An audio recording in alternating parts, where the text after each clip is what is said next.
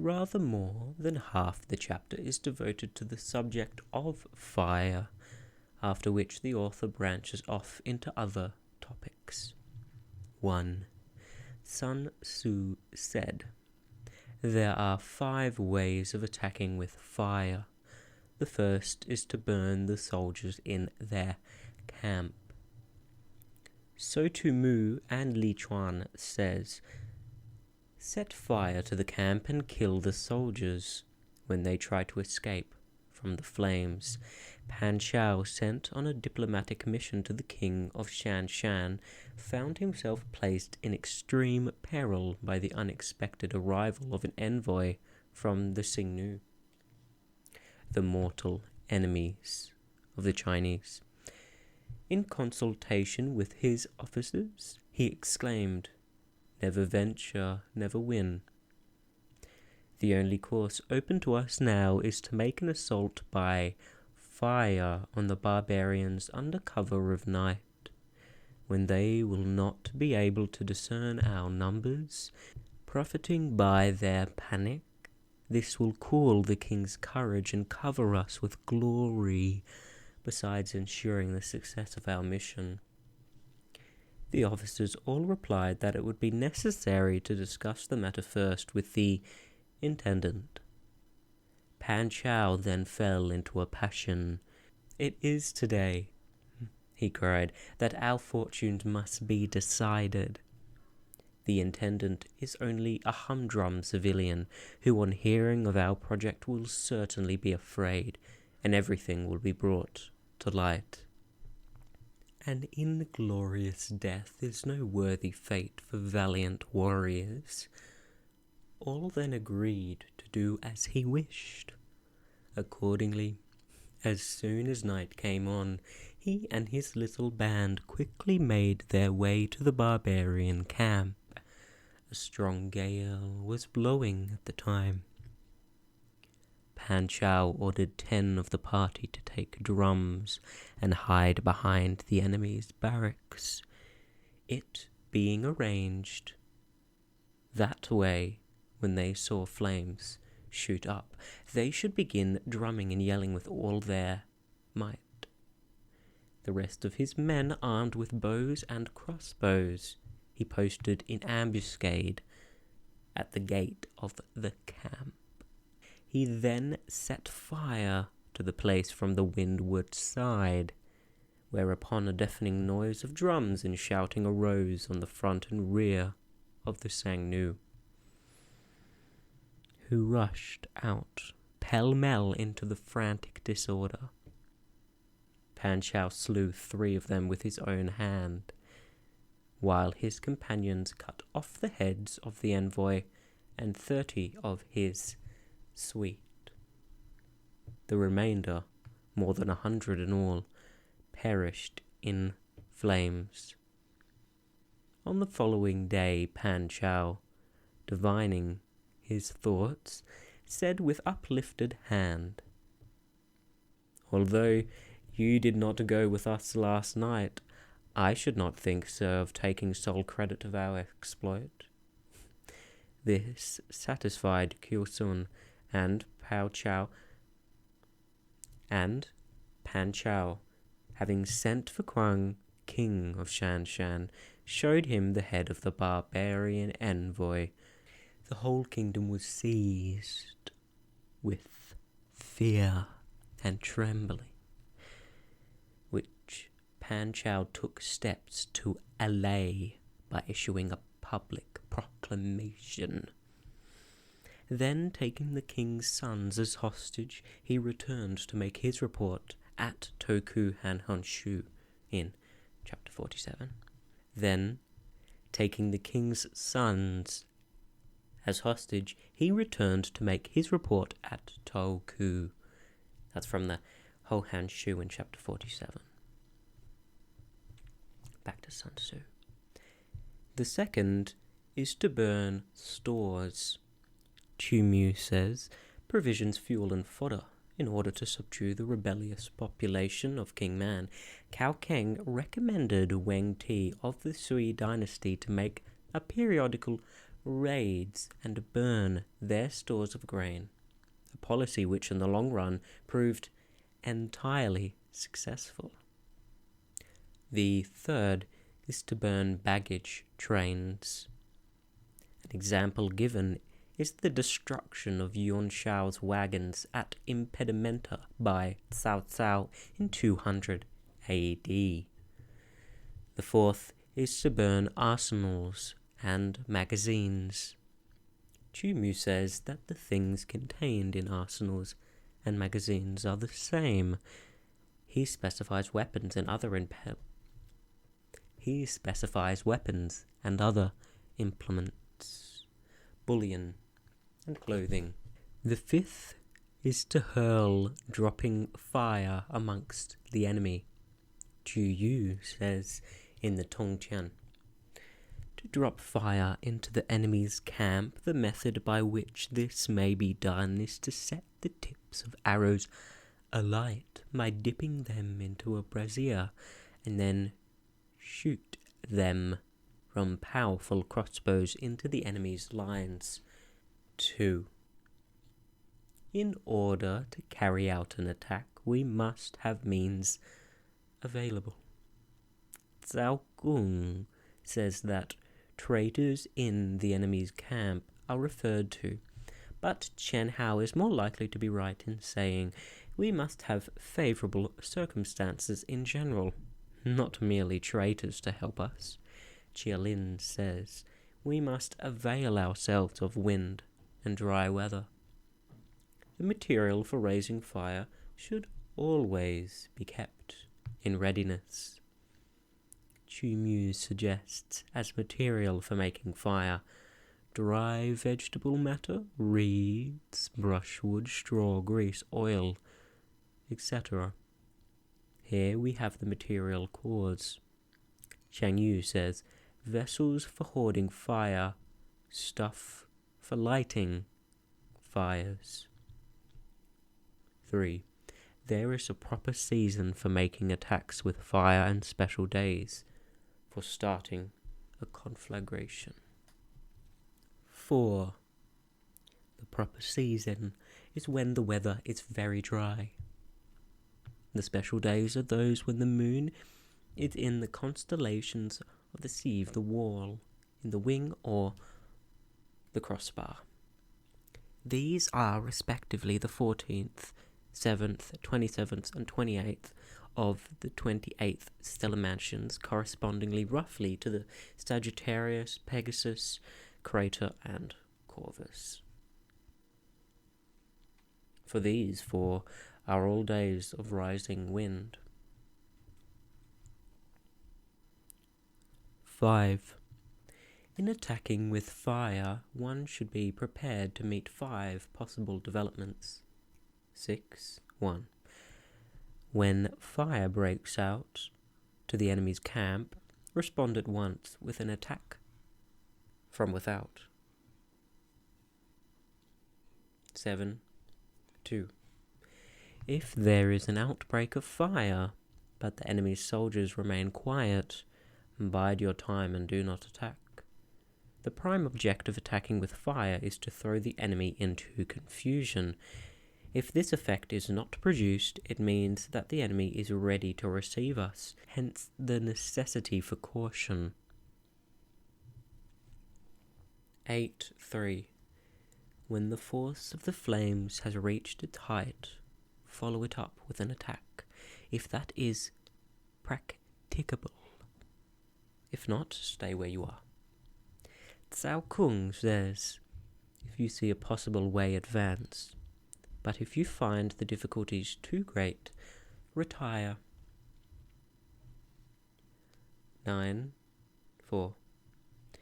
If it is possible to make an assault with fire from without, do not wait for it to break out within, but deliver your attack at a favourable moment.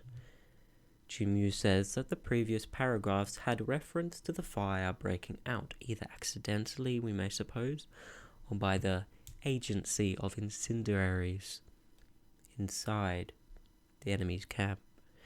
But, he continues, if the enemy is settled in a waste place littered with quantities of grass, or if he has pitched his camp in a position which can be burnt out, we must carry our fire against him at any seasonable opportunity, and not await on in hopes of an outbreak occurring within, for fear our opponents should themselves burn up the surrounding vegetation, and thus render our own attempts fruitless. The famous Li Ling once baffled the leader of the Xingnu in this way. The latter, taking advantage of a favourable wind, tried to set fire to the Chinese general's camp, but found that every scrap of combustible vegetation in the neighbourhood had already been burnt down. On the other hand, Bo Tsai, a general of the Yellow Turban rebels, was badly defeated in 184 AD through his neglect of this simple precaution. At the head of a large army, he was besieging Changxi, which was held by Huang Fu Sang. The garrison was very small, and a general feeling of nervousness pervaded the ranks. So Huang Fu Sang called his officers together and said, "In war there are various indirect methods of attack, and numbers do not count for everything." The commentator here quotes Sun Tzu 5.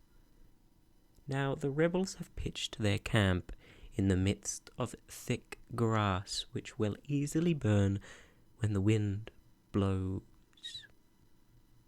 If we set fire to it at night, they will be thrown into a panic, and we can make a sortie and attack them on all sides at once, thus emulating the achievement of Jian Tan.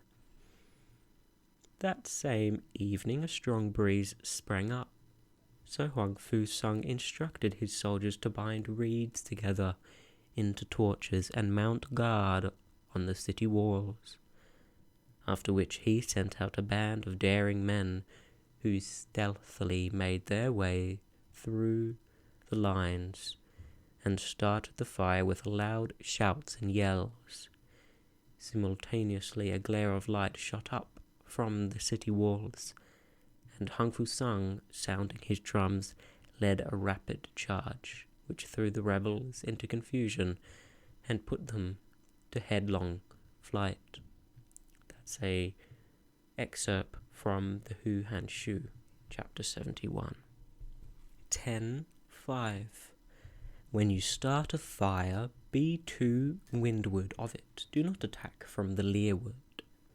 Chang Yu follows Chu Yu, saying, "When you make a fire, the enemy will retreat away from it. If you oppose his retreat and attack him then, he will fight desperately, which will not conduce to your success." A rather more obvious explanation is given by Chu Mu. If the wind is in the east, begin by burning to the east of the enemy, and follow up your attack yourself from that side. If you start the fire on the east side and then attack from the west, you will suffer in the same way as your enemy. 11. A wind that rises in the daytime lasts long, but a night breeze soon falls. Lao Tzu says, "A violent wind does not last the space of a morning." Mei Yao Chen and Wang Xi say, "A day breeze dies down at nightfall, and a night breeze at daybreak." This is what happens as a general rule. The phenomenon observed may be correct enough, but how this sense is to be obtained is not apparent. 12. In every army, the 5 developments connected with fire must be known. The movements of the stars calculated, and a watch kept for the proper days. Chu Mu says, "We must make calculations as to the paths of the stars and watch for the days on which the wind will rise, before making our attack with fire." Chang Yu seems to interpret the text differently, we must not only know how to assail our opponents with fire, but also be on our guard against similar attacks from them.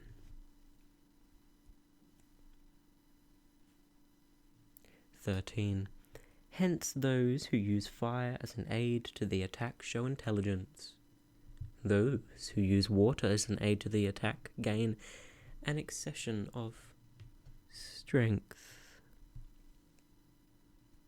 14.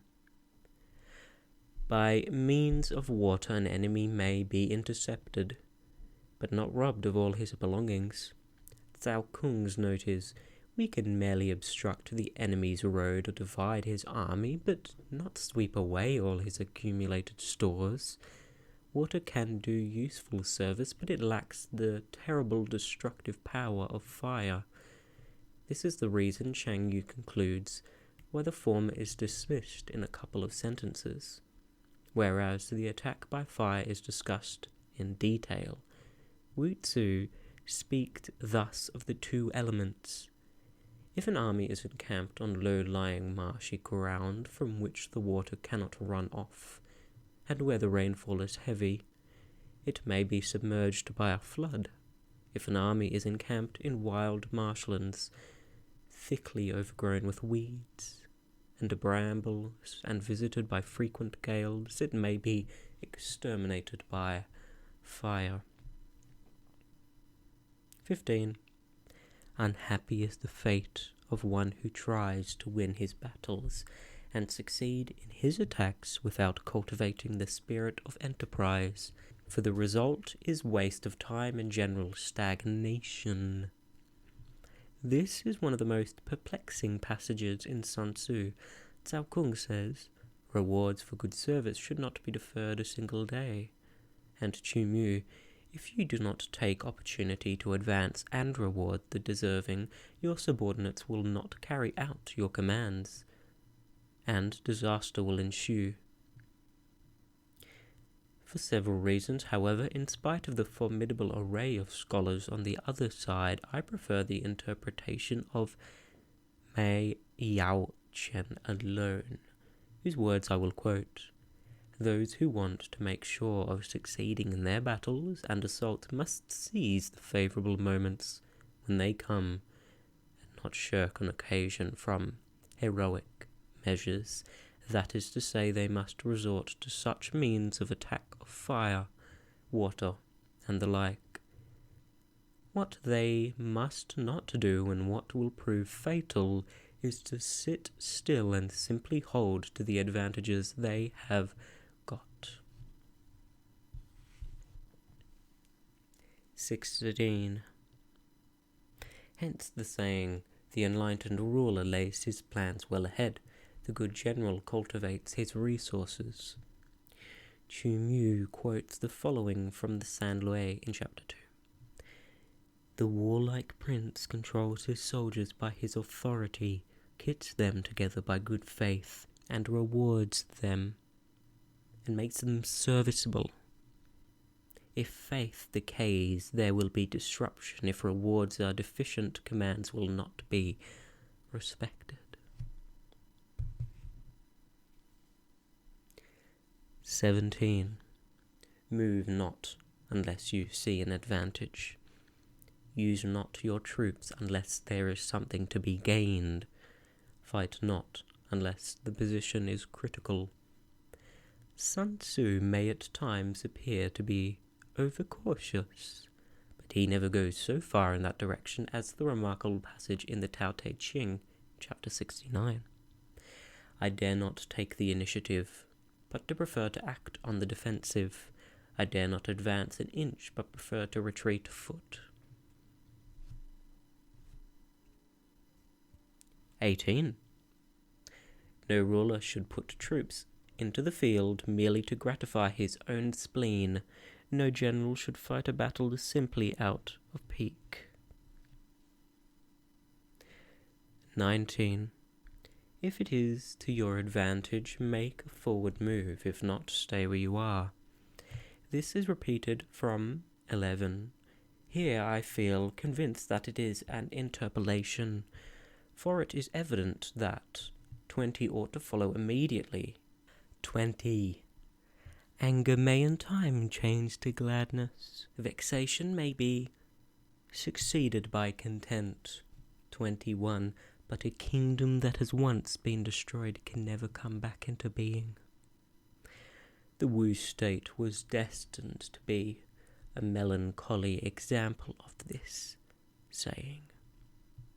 Nor can the dead ever be brought back to life. 22. Hence the enlightened ruler is heedful and the good general full of caution. This is the way to keep a country at peace and an army intact. I hope you enjoyed Chapter 12 of The Art of War. The book is almost at a close. It's a shorter chapter than previous ones, but I still hope you enjoyed it.